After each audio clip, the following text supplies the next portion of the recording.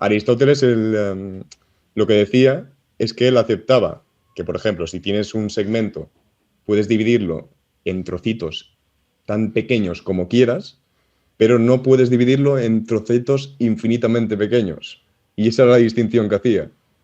El poder hacerlo tanto como quieras se llama infinito potencial, porque tienes la capacidad de hacerlo, pero el hecho de hacerlo infinitamente pequeño, o sea, de pasar al límite, es lo que se conoce como infinito real, por así decirlo.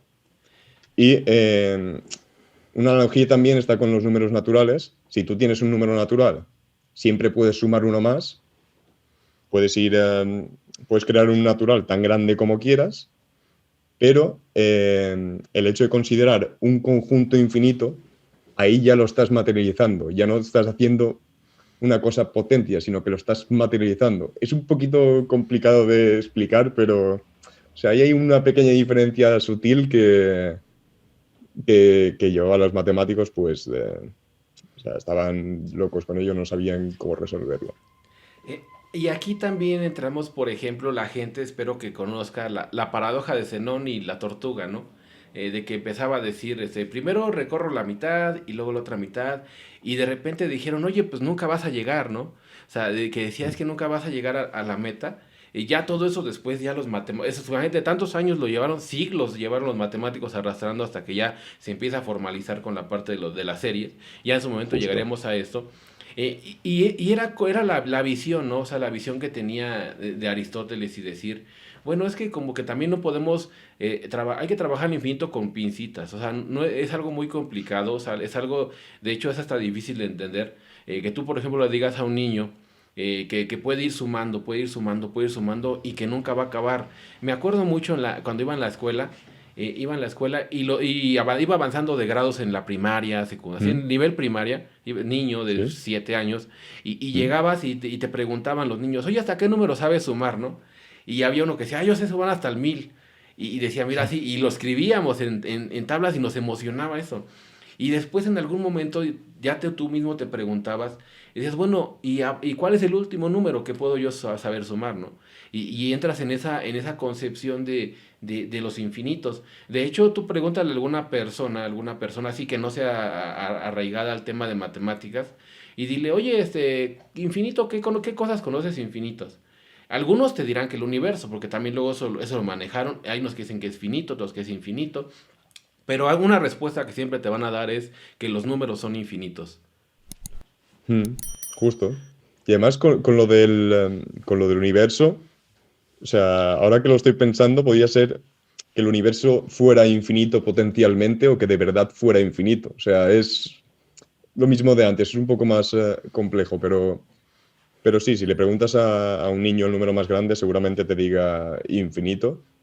Y yo creo que cuando eres niño y descubres que hay una cosa que se llama el infinito, como que atrae mucho a tu mente joven y te permite jugar mucho con ello, con tus amigos de el número más grande, el infinito, pero realmente no sabes, o sea, la definición que les dan es el número más grande que hay. Y eso en matemáticas no es una buena definición porque siempre puedes tener un número más grande y entonces directamente el infinito, ese infinito que estás definiendo ahí para los niños, no está bien definido, no es un número pues habría que darle más vueltas matemáticamente, que es lo que hicieron básicamente Cantor y todos los demás después. Aquí, por ejemplo, llegamos a que como no se define de manera correcta, no se define de una manera formal, o sea, como lo mencionabas en tus videos, la matemática se debe de construir con axiomas, ¿no? O sea, de que ¿Mm? el axioma de que hay un número que si yo le sumo, el sucesor, ¿no? El sucesor de ese número, empiezas con los números naturales. En ¿Mm? ese sentido, por ejemplo, llegamos a las paradojas, ¿no? ¿Mm? Y paradojas en matemáticas hay muchas, ¿no? O sea, pero esas, Demasiadas. esas paradojas han llegado a impulsar a los matemáticos a tapar esos huecos, ¿no? La paradoja yo lo veo que es como una piedra en el zapato que los matemáticos traemos, una muy clara. Te pregunta un niño, ¿esto eres matemático? Ah, sí, yo soy matemático. Y te pregunta qué es un número. Y en ese ya, o sea, una pregunta tan sencilla y como matemático no lo puedes contestar, ¿no? Pero Entonces, si le dices a un niño que un número es un conjunto y que las operaciones son operaciones entre conjuntos, no, no creo que sirva, ¿no? sí, entonces, o sea, son cosas que no lo puedes decir así como al azar, ¿no? Como de manera no informal. Ahora, con eso del infinito, tratarlo de esa forma, llegamos a las paradojas. Yo como profesor, entrando en cursos de cálculo ya en universitario, yo digo que la gran suerte y el gran mal que tiene el cálculo en la parte de límites es que los límites algunos se puedan calcular evaluando. O ¿Mm? sea, eso es una de las suertes, pero eso genera muchos errores en matemáticas. Que no se entienda la concepción del límite. Y tú pregúntale a cualquier alumno y dile, el límite cuando x tiende al infinito de uno entre x, y te ponen es igual uno y le ponen infinito y le ponen Y igual ponen el a igual, cero. justo, justo. Y eso viene de que estás evaluando los límites, y un límite no es evaluar. O sea, como Mm, matemático sabes que el límite, que para cada épsilon te vas acercando, es un acercamiento, pero de pura suerte, cuando tú calculas el límite, no sé, de x tiende a 5 de x cuadrada más uno, pues es 5 cuadrada más uno, ¿no? ya, Eso se lo tratan de generalizar al infinito y si llegan a esas paradojas. Y no claro. podíamos hablar de paradojas sin hablar la paradoja del hotel, ¿no? En algún momento yo decía, pues Hilbert no iba a los hoteles, ¿no? Yo me imaginaba llegando a Hilbert a los hoteles e imaginándose que iban llegando los números, ¿no? Y para toda la gente, igual si nos quieres platicar un poco de esa paradoja de Hilbert, que nos Sí, cuentes, ¿no? claro. Claro, la paradoja del hotel de Hilbert sirve para mostrar algunos de los problemas que hay sobre el infinito. Y es que es un hotel que tiene infinitas habitaciones. Entonces, un día resulta que todas las habitaciones del hotel estaban ocupadas por huéspedes y resulta que llega otra persona más que quería hospedarse en el hotel y le pregunta al recepcionista o a la recepcionista, oye, ¿hay algún sitio aquí en el hotel libre? Y claro, la recepcionista sabe que está todo el hotel infinito lleno de infinitos huéspedes. Imaginaos también que cada habitación está numerada del 1 al infinito. Pues lo que hace es decirle que si a todos los huéspedes que si están en la posición n, que se muevan a la posición n más 1, y entonces todos los huéspedes se desplazan un poco hacia la derecha, una habitación hacia la derecha, y queda la primera de las habitaciones libre. Entonces, el huésped nuevo, perdón, puede entrar y resulta que lo que estamos haciendo básicamente es decir que infinito es igual a infinito más uno, porque tienes infinitos huéspedes como antes, pero ahora tienes uno más. Entonces ahí es un poco extraño porque, o sea, parece que no puedes materializar el infinito, que es lo que hemos hecho. Eh, es lo que hemos hecho porque tenemos infinitos huéspedes y esa parece ser la razón de que no podemos materializar el infinito. Y se llegan a todo tipo de errores, ¿no? De que infinito es igual a Claro, infinito más n, ¿no? Da un número cualquiera, ¿no? Más sí, que 5 al más final 10 es más un millón, ¿no? justo y al final es lo que decías tú antes también, que el problema aquí está en pasar al límite y poner un infinito y operarlo como si fuera un número. Ese es el problema. Que es lo que le pasaba también a tus alumnos con el uno partido infinito, que lo tratan como infinito. Ahí les ha funcionado porque lo han mecanizado de secundaria, lo han acoplado con lo que decías de tender a 5, pues tender a infinito, pues es lo mismo.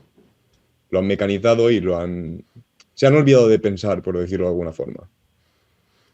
Sí, y son esos vicios que se tienen en las escuelas, o en general, o en cualquier escuela, los vicios de empezar a mecanizar sin entender el trasfondo de las cosas, ¿no? Justo, Por ejemplo, también ahí en el Hotel del Infinito, recomendado el video de la saga, los 4 videos que tienes del infinito, sí son 4 justo. me parece, ¿no? En Son el, cuatro, son cuatro, son el primero. en el primero hablas de la paradoja de Hilbert, esas animaciones, ¿no? Con los gatos. Y dices tú, bueno, y también si llegaran otros infinitos llegar a otro Claro, autobús con infinitos y dicen, oye, ya no hay espacio. Y dices, ah, pues recórranse, dejen uno sí, uno no, uno sí, uno no. justo. Y entonces Y puedes tienes meter, infinitos espacios. y tienes infinitos espacios, y entonces, ¿qué estás diciendo? Que infinito es igual a 2 por infinito, ¿no? Entonces, y no solamente 2, lo puede hacer para 3 para 4. Totalmente, sí, sí, sí. Materializar eso del infinito y con esa paradoja, así como lo animas, y un gran trabajo también. O sea, yo he tratado de hacer animaciones, no tengo la paciencia todavía para hacer animaciones. Estar ahí es bastante tiempo lo que conlleva. Mm, Eso del infinito sí lleva muchas paradojas, ¿no? En ese sentido o sea, la clásica, la de Hilbert, de que no había como una formalización, era como un ente raro, que en su momento también fueron también los infinitesimales, ¿no? justo. Es como luego el chiste que dicen, es que los físicos cancelan las diferenciales, ¿no? Ponen dx entre dx y los van cancelando, ¿no? ¿Qué sirve? O sea, ese es el problema, ¿no? O sea, el gran Sirve, sirve. Leibniz sí decía, ¿cómo es posible que esto está sirviendo? Totalmente. O Pero, sea, son pero, unas cosas que a pero, veces son cero y otras no son cero y son muy pequeñas y puedes dividir entre ellos. Es como un cero con el que puedes dividir. Entonces todo es genial. eh, Pero eh, sí sirve, pero sí, o sea, te deja la espina, y ellos como, pues así por el ego, por lo que representa Leibniz en matemáticas, en filosofía. Sí era como que Leibniz decía, sí se puede, sí pueden cancelar, podemos estar resolviendo ecuaciones diferenciales, pero una justo. formalización ya sobre los infinitesimales, y que Mm, fue la crítica, ¿no? Y me acuerdo mucho de la crítica del filósofo Berkeley, creo que fue el que dijo, a ver, matemáticos, ustedes están creyendo en infinitesimales, es como si mm. creyeran en ángeles, en espectros, en creer en cosas extrañas, ¿no? O sea, que se sienten se sienten que son los dioses del universo, y están creyendo en fantasmas que son los infinitesimales, ¿no? Mm, Y eso les dolió mucho a los matemáticos, ¿no? Sabe, cuando Berkeley si los dice, decía, y es cuando eso va generando que se empieza a formalizar y llegan los épsilon y deltas y todo eso, y dice, ándale, ahora sí ya con el análisis justo. ya puedo hablar de esto, ¿no? De poner los deltas, las epsilon, y acercarnos a las cosas sin tocarlas, ¿no? Mm. Y también hay una parte de las matemáticas que se llama análisis no estándar, que se olvida de los epsilon y los delta y directamente construye todo el análisis conocido, el que conocemos tú y yo, el básico, solamente con infinitesimales. O sea, los define bien y o sea, los utiliza como si, efectivamente, como si fueran un número muy pequeño, pero que no es cero. Entonces está muy chulo. Y, Yo no, o sea, entiendo que no sea en ninguna carrera, en ningún lugar del mundo, pero sí que hay libros por ahí y está muy chulo para investigar. En plan, se puede hacer análisis de otra forma, sin épsilos y deltas, directamente con cosas súper pequeñas.